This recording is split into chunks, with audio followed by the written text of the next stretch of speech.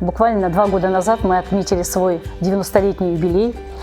И в системе институтов, научно-исследовательских институтов, наш институт является одним из старейших, который реализует свою миссию в сфере сохранения биоразнообразия. Одной из важных ее достопримечательностей является главный ботанический сад, который одновременно с институтом существует с 1932 года.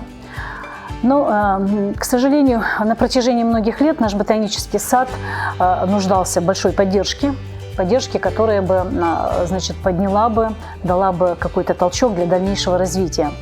И такой толчок, такой импульс появился у нас в 2019 году, когда под патронажем фонда Булата Утемуратова мы начали глобальную масштабную реконструкцию нашего главного ботанического сада. Реконструкции подверглась вся общественная зона ботанического сада. Это 18 гектар. Благодаря этому мы получили развитую инфраструктуру. Сейчас на территории главного ботанического сада у нас полностью реконструирована система орошения, проведено капельное орошение. Территория ботанического сада сейчас имеет дорожно-тропиночную систему. Это порядка 50 тысяч квадратных метров дорожек, которые были реконструированы, созданы новые тропинки.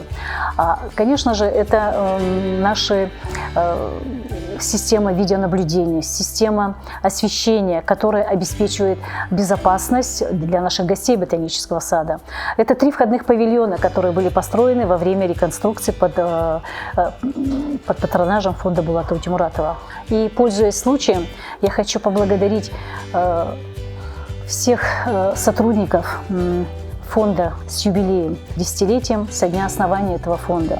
Огромную работу делает фонд в различных сферах социальной жизни казахстанцев. Я держу руку на пульсе и наблюдаю, какие проекты интересные реализуются.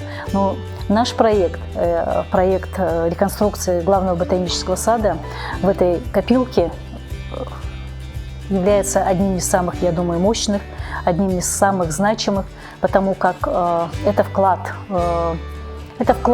в развитие науки, это вклад в развитие образования, это вклад просто в экологическую культуру подрастающего поколения.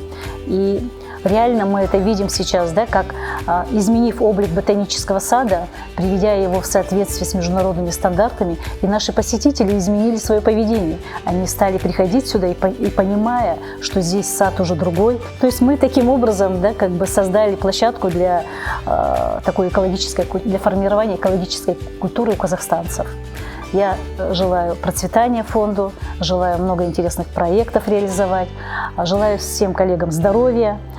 И мы уже друзья на долгие годы с этим фондом. Продолжаем сотрудничество. И впереди, я думаю, у нас еще много интересных проектов.